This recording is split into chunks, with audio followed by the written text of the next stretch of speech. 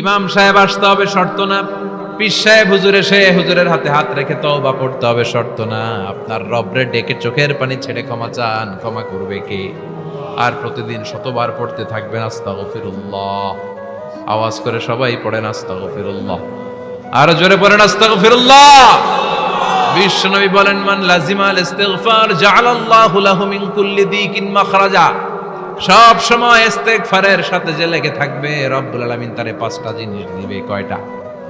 কথা কোন আরো জোরে, সবাই বলেন কয়টা? নাম্বার 1, জাআলাল্লাহু লাহু মিন কুল্লি দিকিন মাখরাজা। বিপদে পড়লে বিপদ থেকে উদ্ধার করবে কে?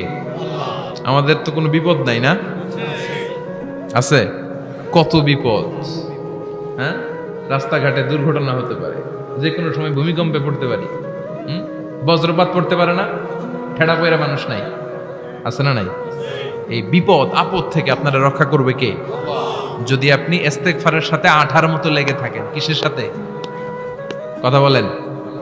ইস্তেগফারের সাথে লেগে থাকতে পারলে 1 নাম্বার হচ্ছে বিপদে পড়লে আপনারে মুক্ত করে দিবে কে? 2 নাম্বার ওমিন কুল্লি হাম্মিন ফারাজা, যে কোনো ধরনের টেনশন, হাইপার টেনশন থেকে বাঁচায় দিবে কে? আমাদের তো টেনশন মেনশন নাই না? আছে।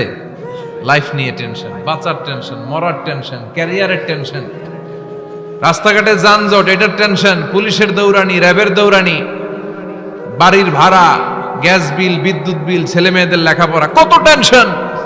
এই সব টেনশন থেকে আপনারে মুক্ত করে দিবে কে? 3 নম্বরে ওয়ারযুকহু মিন হাইসু লা ইয়াহতাসিব, এমন জায়গা থেকে আল্লাহ আপনার রিজিকের ব্যবস্থা করবে আপনি কল্পনাই করতে পারবেন না। সুবহানাল্লাহ পড়েন। 4 নম্বরে সবসময় ইস্তেগফার যদি পড়া হয়, আল্লাহর কোনো আযাব ওই বান্দার উপরে আসে না। ওমা কানাল্লাহু মুআযযিবাহুম ওয়া হুম ইস্তাগফিরুন।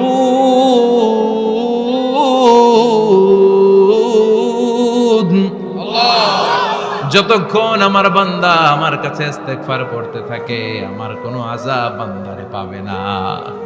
যতক্ষণ ইস্তেগফার পড়বেন, আল্লাহর কোনো আযাব আপনার উপর আসবে না। 4টা গেল। 5 নাম্বার, বারবার ইস্তেগফার পড়লে রফিক ভাই আল্লাহ আপনারে মুস্তাজাবুদ দাওয়া বানিয়ে, দোয়া করা মাত্র কবুল করে নেবে কে? আল্লাহ। মুস্তাজাবুদ দাওয়া বুঝেন তো? মানে যিনি হাত তুলতে দেরি কবুল হতে দেরি হয় না। বারবার বারবার ইস্তেগফার পড়ে দেখেন যে আপনার দোয়া কেমনে কবুল হয়। ইমাম আহমদ ইবনে হাম্বলের নাম শুনেছেন? হাম্বলি মাযহাবের প্রতিষ্ঠাতা। হানাফি, শাফিঈ, মালিকি, 4 নাম্বারটা আপনারা বলেন হাম্বলি। এই হাম্বলি মাযহাবের ইমামের নাম আহমদ ইবনে হাম্বল, জগৎ বিখ্যাত মুহাদ্দিস। একক স্বতন্ত্র হাদিসের কিতাব হিসেবে পৃথিবীতে সবচেয়ে বড় যে হাদিসের কিতাব, ওইটার নাম মুসনাদ আহমদ ইবনে হাম্বল। 40,000 হাদিসের কালেকশন আছে। এই ইমাম আহমদ ইবনে হাম্বল ওনার শেষ জীবনটা হাদিস পড়ানো, হাদিস কালেকশনের জন্য ব্যয় করেছেন। শহরের পর শহর, দেশ থেকে দেশ, দেশান্তরে ঘুরতেন একটা হাদিসের জন্য। উনি সফরে বেরিয়েছেন হাদিস কালেকশনের জন্য। প্রচন্ড শীতের রাত, উনি মাগরিবের নামাজ, এশারের নামাজ পড়ে একটা মসজিদে শুয়ে পড়লেন, আর শুয়ে শুয়ে হাদিস পড়তেছেন। কি পড়তেছেন? কথা বলেন। আর মনে মনে ভাবলেন রাতটা মসজিদে কাটায় দেই, ফজরের নামাজ পড়ে আবার বেরোবো। কিন্তু দারোয়ান এসে বলে মসজিদে থাকতে পারবেন না, ওঠেন। দারোয়ান আছে না? কথা কন। আহমদ ইবনে হাম্বল বললেন, আমি শুধু রাতটা থাকতে চাই, আমি তো ফজরেরও মুসল্লি, ফজর নামাজ পড়বো তো এই মসজিদে, আমার থাকতে দাও। দারোয়ান তো দেয় না, কেন? মসজিদে থাকার জায়গা না, যান মিয়া। উনি যে আহমদ ইবনে হাম্বল এটা চিনে নাই, থাকতে দেয় না। কি করবে এখন? উনি কাঁথা গুছিয়ে হাদিসের কিতাব নিয়ে, কাঁধের মধ্যে ব্যাগ নিয়ে মসজিদ থেকে বেরোয় গেলেন। কি আর করবেন, প্রচন্ড শীত, আর কাঁপতেছেন, বুড়ো মানুষ। পথিমধ্যে দেখলেন বাজার একজন খাব্বাজ, শাবুন খাব্বাজ, যুবক রুটি বিক্রেতা। সে রুটি বিক্রি করে, চুলার মধ্যে রুটি সেকে। সে যে সালাম দিল, আসসালামু আলাইকুম। যুবক বলে ওয়ালাইকুম আসসালাম। আহমদ ইবনে হাম্বল বলে, যুবক আমার যাওয়ার জায়গা নেই, সফরে বেরিয়েছি, খুব শীতে কষ্ট পাচ্ছি, রাতে যদি তোমার এই চুলা থেকে একটু আগুন পোহাই, কোনো সমস্যা? যুবক বলে, না না সমস্যা না, আহলান ওয়া সাহলান, খোশ আমদেদ, আসেন আসেন, আপনি আগুন পোহাইলে আমার সমস্যা কি? সুবহানাল্লাহ পড়েন। আল্লাহ শুকরিয়া করে উনি বসলেন আর আগুন পোহাচ্ছেন, আর খেয়াল করলেন যুবক রুটি বানায় আর পরে আস্তাগফিরুল্লাহ, রুটির দলা বানায় পরে আস্তাগফিরুল্লাহ, খামির বানায় আর পরে আস্তাগফিরুল্লাহ, রুটি নিয়ে উনুনের ভিতরে চুলার ভিতরে সেকা দেয় আর পরে আস্তাগফিরুল্লাহ, দোকানদারের কাছে কেউ আসলেই সে রুটি দেয় আর পরে আস্তাগফিরুল্লাহ, ক্রেতার কাছ থেকে টাকা নিয়ে ক্যাশ বক্সে রাখে আর কি পড়ে, আবার রুটি বানানো শুরু করে আর কি পড়ে, খালি এইটাই পড়তেছে। ইমাম আহমদ ইবনে হাম্বল তো অবাক, কিরে এটা আবার কেমন যুবক, খালি আস্তাগফিরুল্লাহ। উনি প্রশ্ন করলেন, যুবক ঘটনা কি? আসার পর থেকেই তোমার দেখতেছি তুমি রুটি বানাও, রুটি বিক্রি করো আর পড়ো আস্তাগফিরুল্লাহ, মালাকা ইয়া শাবাব। যুবক বলে, আস্তাগফিরুল্লাহ আমার সবচেয়ে বেশি পছন্দের আমল, আমি সব সময় আঠার মতো ইস্তেগফারের সাথে লেগে থাকি আর সব সময় পড়তে থাকি আস্তাগফিরুল্লাহ, আর এর বদৌলতে আল্লাহ আমারে মুস্তাজাবুদ দাওয়া বানিয়ে দিয়েছে। সুবহানাল্লাহ। আহমদ ইবনে হাম্বল তো অবাক, আনতা মুস্তাজাবুদ দাওয়া, তুমি মুস্তাজাবুদ দাওয়া রুটিওয়ালা? আমি এত বছর হাদিস পড়াই, আমিও তো মুস্তাজাবুদ দাওয়া না, আর তুমি রুটি বেচো বাজারে, তুমি মুস্তাজাবুদ দাওয়া, তুমি দোয়া করলে সব কবুল হয়ে যায়? যুবক বলে, না আনা মুস্তাজাবুদ দাওয়া, আমি আমার জীবনে যত দোয়া করেছি কবুল করে নিয়েছে কে? আল্লাহ। সব দোয়া কবুল করে নিয়েছে আল্লাহ, একটা দোয়া ছাড়া। কয়টা? আহমদ ইবনে হাম্বলের কৌতূহল, কিউরিয়াসিটি আরো বেড়ে গেল, কি সব দোয়া কবুল হয়েছে একটা দোয়া ছাড়া? মাযালিকা দুআ ইয়া শাব, কি সেই দোয়া? যুবক এবার বলতে শুরু করলো, আমার জীবনে যে দোয়াটা আল্লাহ কবুল করে নাই সেটা হচ্ছে আমি আল্লাহর কাছে অনেক চেয়েছি, অনেক দোয়া করেছি, যে আল্লাহ শুনেছি এই জামানার সবচেয়ে বড় মুহাদ্দিস, তার নাম নাকি ইমাম আহমদ ইবনে হাম্বল। আল্লাহ তোমার কাছে আমার চাওয়া, আমি যেন এই ইমাম আহমদ ইবনে হাম্বলের দেখে মরতে পারি। সুবহানাল্লাহ। আমি যেন ইমাম আহমদ ইবনে হাম্বলের হাতে হাত রেখে মুসাফা করতে পারি আর তার কপালে একটা চুমু এঁকে দিতে পারি। আহমদ ইবনে হাম্বল আবেগপ্রবণ হয়ে গেলেন, চোখের পানি ছেড়ে দিলেন, বললেন, যুবক তোমার এই দোয়াটাও কবুল হয়ে গিয়েছে। আহমদ ইবনে হাম্বলের দেখা সাক্ষাৎ পাওয়ার জন্য আহমদ ইবনে হাম্বলের বাড়িতে তোমার যাওয়ার দরকার নাই, আহমদ ইবনে হাম্বল তোমার দরবারে ছুটে এসেছে। আনা আহমদ ইবনে হাম্বল মুহাদ্দিসুদ দাহর, আমি নিজেই আহমদ ইবনে হাম্বল। যুবক চোখের পানি ছেড়ে দেয়, আহমদ ইবনে হাম্বল চোখের পানি ছেড়ে দেয়। যুবক চিৎকার মেরে ইমাম আহমদ ইবনে হাম্বলকে জড়িয়ে ধরে, হাতে হাত রেখে মুসাফা করে, কপালের মধ্যে চুমু খায় আর আল্লাহর শুকরিয়া করে বলে, ও ইমাম, আসলে এই দোয়াটাও আল্লাহ আজকে কবুল করে নিল।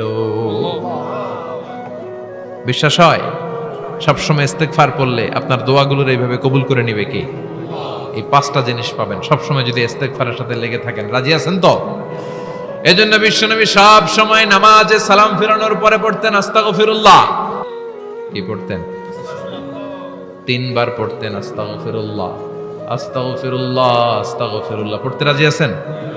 ইস্তেগফারের অনেকগুলো আলফাজ আছে, সবচেয়ে ছোট ইস্তেগফার হচ্ছে এটা, আস্তাগফিরুল্লাহ, আস্তাগফিরুল্লাহ।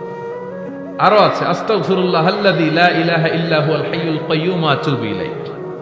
বিশ্বনবী বলেন, এই ইস্তেগফারটা যদি কেউ পড়ে, আত-তাওয়াল্লি মিন ইয়াউমিজ যাহাফ, যুদ্ধের ময়দান থেকে পালিয়ে আসা কবিরা গুনাহ। কি গুনাহ? কাফেরদের সাথে যুদ্ধ, আমি তাগড়া যুবক, তলোয়ার নিয়ে নেমেছি, আমার দেহের এক ফোঁটা রক্ত থাকা পর্যন্ত আমি যুদ্ধ চালিয়ে যাব, আমি ফিরে আসতে পারবো না, আইনটা কার? ফিরে আসলে কবিরা গুনাহ। বিশ্বনবী বলেন, যুদ্ধের ময়দান থেকে ফিরে এসেছে এরকম কবিরা গুনাহ অবলম্বনকারীও যদি আস্তাগফিরুল্লাহ আল্লাযী লা ইলাহা ইল্লা হুয়াল হাইয়ুল কাইয়্যুম ওয়া আতুবু ইলাইহি পড়ে, ওই কবিরা গুনাহকারীকেও ক্ষমা করে দিবে কে? পড়তে রাজি আছেন তো?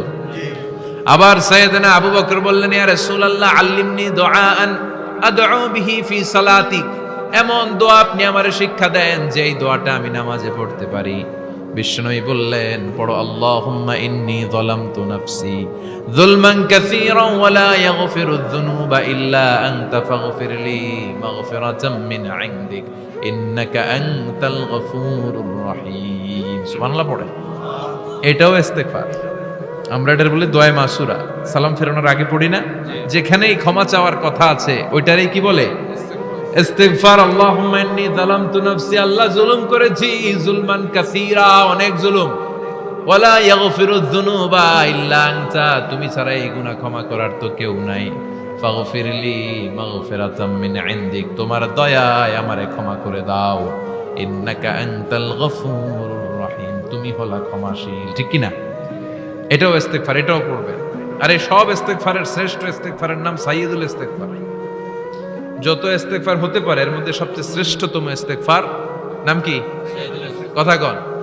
বুখারীর বর্ণনা, শাদ্দাদ ইবনে আউস রাদিয়াল্লাহু তাআলা আনহু বর্ণনা করেন, এই সাইয়্যিদুল ইস্তেগফার দিনের বেলা যে পড়বে ওই দিনে মারা গেলে সে জান্নাতি। এই সাইয়্যিদুল ইস্তেগফার রাতের বেলা যে পড়বে ওই রাতে যদি ইন্তেকাল হয় ওই লোকটা জান্নাতি। মুখস্থ আছে না? কার কার মুখস্থ হাত তুলেন। মাশাআল্লাহ, তাবারাকাল্লাহ, মাশাআল্লাহ, মাশাআল্লাহ। আর যাদের নাই তাদের হোমওয়ার্ক, তাদের আল্লাহুম্মা আনতা রাব্বি লা ইলাহা ইল্লা আনতা খালাকতানি ওয়া আনা আবদুক ওয়া আনা আলা আহদিকা ওয়া ওয়া'দিকা মাস্তাতা'তু আউযু বিকা মিন শাররি মা সানা'তু আবুউ লাকা বিনি'মাতিকা আলাইয়া ওয়া আবুউ লাকা বিযামবি ফাগফিরলি ফাইন্নাহু লা ইয়াগফিরুয যুনুবা ইল্লা আনতা। সুবহানাল্লাহ পড়ুন। আজকে রাতে পড়ছেন, মারা গেলে জান্নাতি। চিল্লায় পড়েন না আল্লাহু আকবার।